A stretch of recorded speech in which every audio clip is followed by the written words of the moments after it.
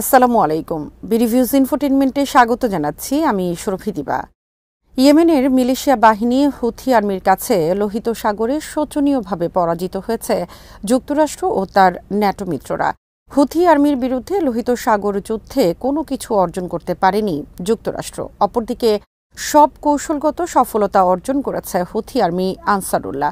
হুথিদের বিরুদ্ধে যুক্তরাষ্ট্রের যুদ্ধে নামার কারণে তছনছ হয়ে গেছে বিশ্বের অন্যতম সমুদ্র বাণিজ্য রুট। এর তীব্র নেতিবাচক প্রভাব পড়েছে ইউরোপ সহ পশ্চিমা বিশ্বের অর্থনীতিতে, কারণ পণ্যবাহী পশ্চিমা জাহাজকে এখন লোহিত সাগর এড়াতে আফ্রিকা উপকূলের 12,000 মাইল পথ অতিরিক্ত পাড়ি দিতে হচ্ছে। বিস্তারিত থাকছে মেহেদী হাসানের প্রতিবেদনে।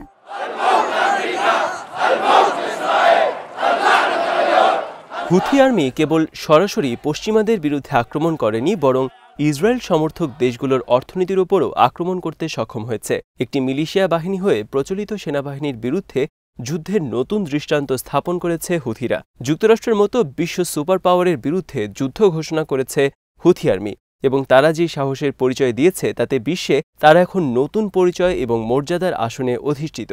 হুথি আর্মি এখন যুক্তরাষ্ট্রের জন্য বড় ধরনের আঞ্চলিক হুমকি।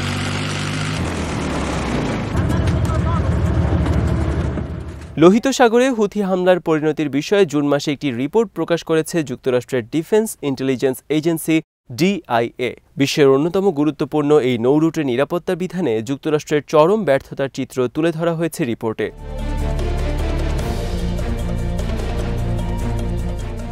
গাজা যুদ্ধ শুরুর পর হুথিদের মোকাবেলায় যুক্তরাষ্ট্র তার পশ্চিমা ন্যাটো মিত্রদের নিয়ে লোহিত সাগরের গঠন করেছিল ইন্টারন্যাশনাল সি ফোর্স এবং অপারেশন প্রসপারিটি গার্ডিয়ান। কিন্তু বাইডেন প্রশাসনের এই পদক্ষেপ আন্তর্জাতিক নৌ চলাচলের নিরাপত্তা তো দূরের কথা, বরং পরিস্থিতিকে আরও খারাপ করেছে।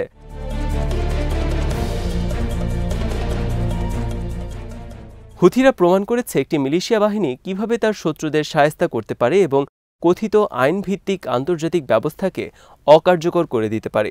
লোহিত সাগর, আরব সাগর এবং ভারত মহাসাগরে হামলা চালিয়ে হুথিরা প্রমাণ করেছে যুক্তরাষ্ট্রকে কাবু করার ব্যবস্থা তাদের কাছে আছে। লোহিত সাগরে যুক্তরাষ্ট্রসহ পশ্চিমাদের চ্যালেঞ্জ করে হুথিরা প্রমাণ করেছে মধ্যপ্রাচ্যে তারাই প্রকৃত স্বাধীন এবং আত্মমর্যাদাবান একটি জাতি।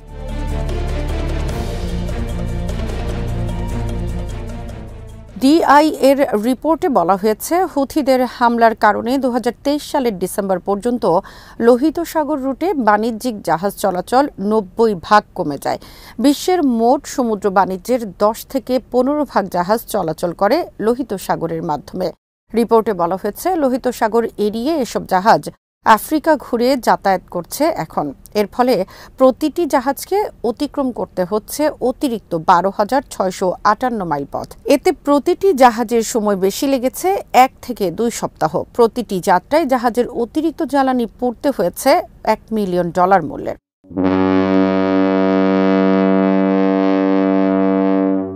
যুদ্ধের মধ্যে জীবনের ঝুঁকি নিয়ে যাতায়াতের কারণে অনেক শিপিং কোম্পানিকে জাহাজের নাবিকদের 1000 গুণ পর্যন্ত অতিরিক্ত অর্থ দিতে হয়েছে। হুথিদের হামলার কারণে লোহিত সাগর রুটে চলাচলকারী জাহাজের বিভিন্ন শিপিং কোম্পানি ইন্স্যুরেন্স প্রিমিয়াম বেড়েছে 0.7 থেকে 1 পর্যন্ত।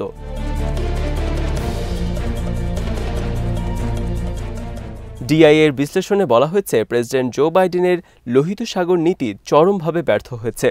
অপরদিকে হুথিরা তাদের সব কৌশলগত লক্ষ্য অর্জন করেছে হামলার মাধ্যমেই।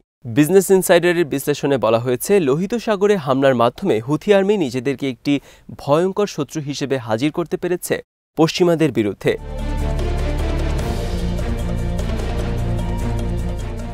হুথি মিলিশিয়া বাহিনী মাসের পর মাস লোহিত সাগরে অচল অবস্থা সৃষ্টি করেছে যুক্তরাষ্ট্রের নেতৃত্বে গঠিত সি ফোর্সকে অকার্যকর করে। যুক্তরাষ্ট্রের নেতৃত্বে গঠিত টাস্ক ফোর্স সেখানে কেবল সময় পার করেছে। তারা প্রতিদিন হুথিদের ছোড়া মিসাইল আর ড্রোন মোকাবেলা করেছে। হুথিদের হামলার ফলে লোহিত সাগর, এডেন উপসাগর পরিণত হয়েছে একটি বিপজ্জনক মৃত্যু করিডোরে।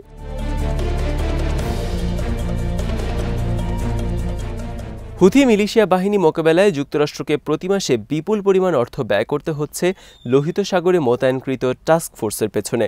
শেষ পর্যন্ত জুন মাসে তারা বাধ্য হয়েছে সেখান থেকে বিমানবাহী রণতরী আইজেনহাওয়ার এবং একটি ডেস্ট্রয়ার প্রত্যাহার করে নিতে।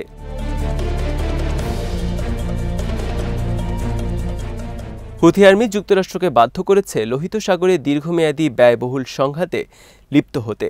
বিশ্বের অন্যতম গুরুত্বপূর্ণ একটি শিপিং রুট বন্ধ করে দিয়েছে হুথিরা, যেখানে কিছুই করার নেই যুক্তরাষ্ট্রের।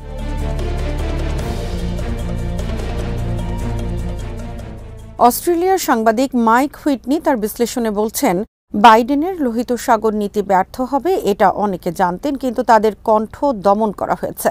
বাইডেন প্রশাসনের অনেকের নীতি হলো আগে গুলি করো, তারপর প্রশ্ন শোনা যাবে। মাইক হুইটনির মতে, যুক্তরাষ্ট্রের বিশাল আর শক্তিশালী নৌবহরের উপস্থিতিতে একের পর এক জাহাজে হুথিদের সফল মিসাইল হামলা বাইডেন প্রশাসনের প্রতি একটি বড় ধরনের ঘুষি। বিমান আর ড্রোন হামলা চালিয়ে ইয়েমেনের ক্ষতি করা ছাড়া হুথিদের কিছুই করতে পারেনি যুক্তরাষ্ট্র ও তার পশ্চিমা মিত্ররা।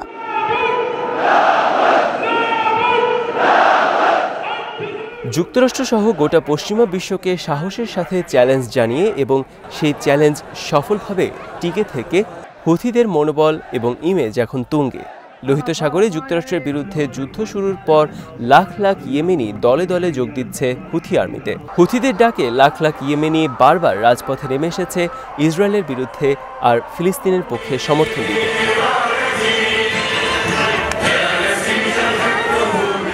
ফিলিস্তিনের সমর্থনে সানায় তারা আয়োজন করেছে মিলিয়ন র্যালি বা 10 লাখ লোকের সমাবেশ। হুথিরা বুক ফুলিয়ে গোটা বিশ্বকে জানান দিয়েছে তারা যুক্তরাষ্ট্রের মতো শক্তিকে কোনো পরোয়া করে না। তারা কেবল যুক্তরাষ্ট্র নয়, তার সাথে গোটা বিশ্বের বিরুদ্ধে তারা একা যুদ্ধ করছে জীবনপণ করে।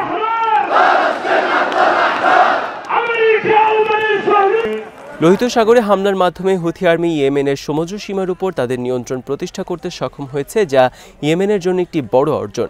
একই সাথে হুথি আর্মির সংশ্লিষ্ট অঞ্চলে যুক্তরাষ্ট্রের নিরাপত্তার জন্য এখন পরিণত হয়েছে একটি বড় হুমকি হিসেবে। একটি মিলিশিয়া বাহিনী হয়ে প্রচলিত আর্মি শুধু নয়, বরং বিশ্ব সুপার পাওয়ার ও তার ন্যাটো মিত্রদের বিরুদ্ধে যুদ্ধের নতুন দৃষ্টান্ত স্থাপন করেছে হুথি আর্মি। সশস্ত্র হামলার পাশাপাশি হুথিরা সমর্থ হয়েছে ইসরায়েলের পৃষ্ঠপোষক দেশগুলোর বিরুদ্ধে অর্থনৈতিকভাবে আঘাত করতে।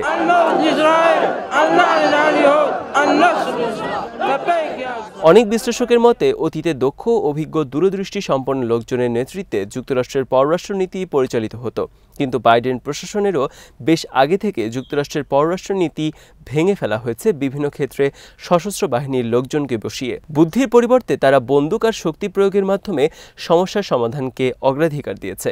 ইউক্রেন থেকে ইয়েমেন পর্যন্ত এই নীতি প্রতিফলিত হয়েছে যুক্তরাষ্ট্রের পররাষ্ট্রনীতির ক্ষেত্রে।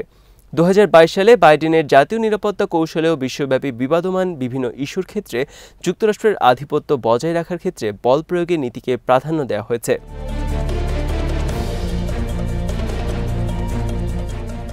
অনেক বিশ্লেষকের আশঙ্কা, হুথি আর্মি যেভাবে যুক্তরাষ্ট্রের নিরাপত্তার জন্য আঞ্চলিক হুমকিতে পরিণত হয়েছে, তাতে বাইডেন ভবিষ্যতে ইয়েমেনের বিরুদ্ধে আরও বড় মাত্রায় বিমান হামলার নির্দেশ দিতে পারেন। লোহিত সাগরে হুথিদের আক্রমণের ফলে বিশ্ব বর্তমানে একটি জিও ইকোনমিক কনফ্লিক্ট বা ভূ অর্থনৈতিক সংঘাতের সম্মুখীন। যেসব দেশ ইসরায়েলের বিরুদ্ধে হুথি আর্মি তাদের জাহাজকে হামলা থেকে অব্যাহতি দিচ্ছে, ফলে এসব দেশের মালামাল খুব কম খরচে পরিবহন করা সম্ভব হচ্ছে। অপরদিকে ইসরায়েলের পক্ষের দেশগুলোর জাহাজ 12,000 মাইল অতিরিক্ত পথ অতিক্রম করতে হচ্ছে হুথিদের হামলা এড়াতে। তারা প্রতিযোগিতায় টিকতে পারছে না।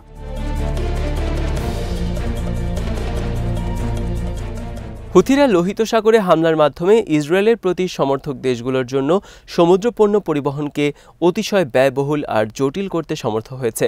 ইউরোপিয়ান ইউনিয়নের অর্থনীতিতে ইতোমধ্যে এর নেতিবাচক প্রভাব পড়েছে। গাজা যুদ্ধ এবং লোহিত সাগরে ইয়েমেনের হামলা যত দীর্ঘতর হবে, বিশ্ব অর্থনীতিতে তত এর নেতিবাচক প্রভাব পড়তে থাকবে, আর এর দায় বহন করতে হবে যুক্তরাষ্ট্রকে।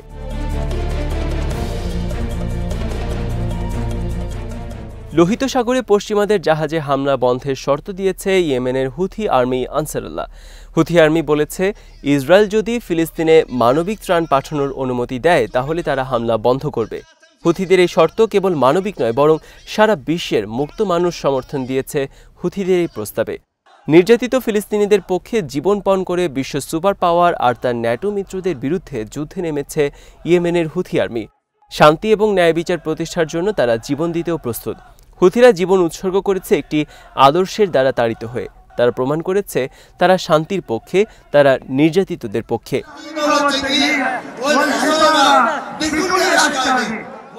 অপরদিকে যুক্তরাষ্ট্র এবং ইসরায়েলের সমর্থকরা শান্তি নয় বরং অশান্তির পক্ষে।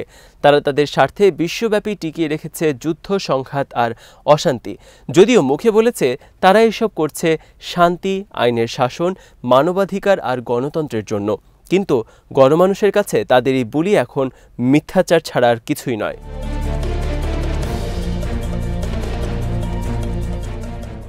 আজ এখানেই শেষ করছি। সমরাস্ত্র, প্রতিরক্ষা ও কূটনীতির নানা তথ্য জানতে চোখ রাখুন বিডিভিউজ ইনফোটেইনমেন্টে। চ্যানেলটি ভালো লাগলে সাবস্ক্রাইব করুন, সংযুক্ত থাকুন আমাদের ফেসবুক পেজে। আল্লাহ হাফেজ।